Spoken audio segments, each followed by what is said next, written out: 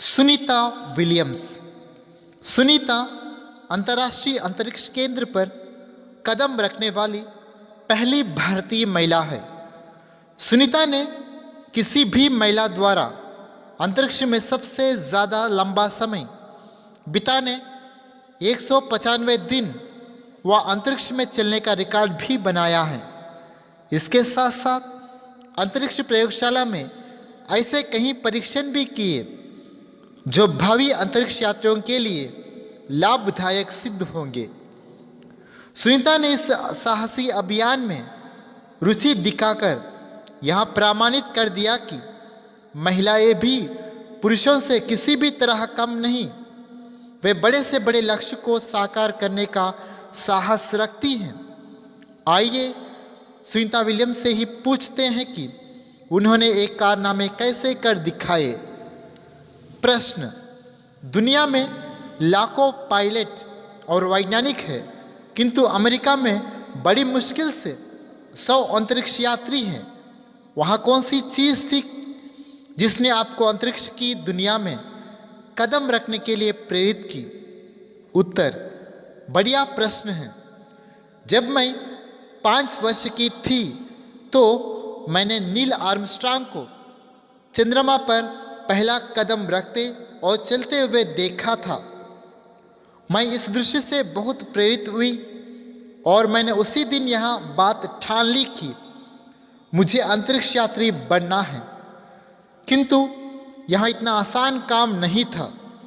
Maryland स्थित test pilot school जाने तक अंतरिक्ष यात्री बनने का मेरा यह सपना ही रहा।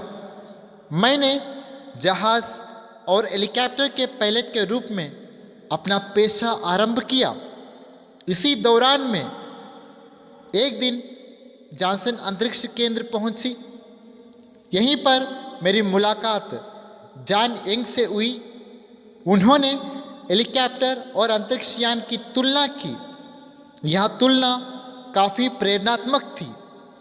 मैंने शोध कर यह पता लगाया कि अंतरिक्ष यात्री बनने के लिए क्या करना चाहिए। मैंने इस क्षेत्र में शिक्षा प्राप्त की और अंतरिक्ष की उड़ान के लिए मुझे बुलावा भी मिला।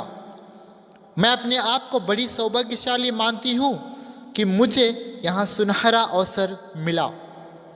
प्रश्न: आज आप एक सफल अंतरिक्ष यात्री हैं। जब आप अपने आप को देखती हैं तो आपके जीवन में मैसाचुसेट्स शहर का क्या महत्व है? यहाँ के लोगों ने किस तरह आपकी सहायता की? उत्तर: हाँ, तो जैसा कि मैंने आपको बताया कि मेरा पालन पोषण बॉस्टन के समीप हुआ। मैं जहाँ तैरने जाती थी वह प्रांत हार्वर्ड में पड़ता था।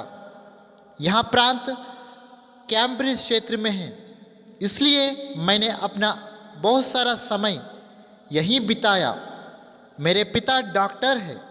वे हार्वर्ड मेडिकल स्कूल तथा बॉस्टन विश्वविद्यालय में पढ़ाते थे। यह क्षेत्र शिक्षा का गढ़ माना जाता है। यहाँ बहुत सारे शिक्षा केंद्र होने के कारण मेरी रुचि को असली पहचान मिली। यही कारण है कि आज जो मैं आपके सामने दिखाई दे रही हूँ उसमें यहाँ के लोगों की प्रेरणा भी शामिल है। प्रश्न: अपनी पढ़ाई के बारे में बताइए। उत्तर: मैं पढ़ाई में श्रेष्ठ नहीं थी, औसत थी। स्नातक की पढ़ाई के बाद भाई को नेवी में भर्ती होते हुए देखा। मुझे भी प्रेरणा मिली। मुझे अपने लंबे लंबे बालों की बड़ी चिंता थी। आज भी मेरे बाल वैसे ही है। मैं अपने बालों को कटाकर नेवी में भर्ती होना नहीं चाहती थी। मेरा नेवी में चयन हो गया। मेरी दृष्टि सटीक होने के कारण मुझे पायलट की नौकरी मिल गई। मैं जेट पायलट बनना चाहती थी, किंतु मेरी यह इच्छा पूरी नहीं हुई। मुझे हेलीकॉप्टर पायलट से ही संतोष करना पड़ा। यहाँ पर मैंने बहुत कुछ सीखा। कई बार विफल भी हुई। इससे मैं निराश नहीं हुई बल्कि मुझे और प्रेरणा मिली। उसी दिन मुझे लगा कि हर जीत के पीछे हार की प्रेरणा होती है। प्रश्न, आप हेलीकॉप्टर पायलट से अंतरिक्ष यात्री कैसे बने? उत्तर, जब मुझे किसी कारणवश टेस्ट स्कूल जाना पड़ा तो वहाँ मेरी मुलाकात जॉन यंग से हुई। उन्होंने ही मुझे प्रेरित किया। एक सामान्य हेलीकॉप्टर पायलट से अंतरिक्ष यात्री बनने के सफ़र में उनका योगदान हमेशा याद रखने लायक है। प्रश्न, अंतरिक्ष यात्री की उड़ान खतरों से भरी होती है। इतने खतरों में भी आपको उड़ान बनने की प्रेरणा कैसे मिलती है? उत्तर, जैसे कि मैंने आपको पहले ही बताया है कि अंतरिक्ष यात्री बनना आसान काम नहीं है। स्वाभाविक है कि यह क्षेत्र खतरों से भरा पड़ा है, किंतु जब कभी कोई अंतरिक्ष यात्री उड़ान के लिए तैयार होता है तो सारी दुनिया उसी की ओर देखती है। मेरे पिता भारत से है। मैं भारत संतति की अंतरिक्ष यात्री हूँ। हर भारतीय अपनी प्रार्थनाओं में मेरी सफलता की कामना कर रहा है। यही वे प्रार्थनाएं हैं जो व्यक्ति के साहस को दुगना कर देती हैं। प्रश्न, भारत के भावी नागरिकों के लिए आपका संदेश क्या है? उत्तर, भारत प्रतिभावानों का देश है।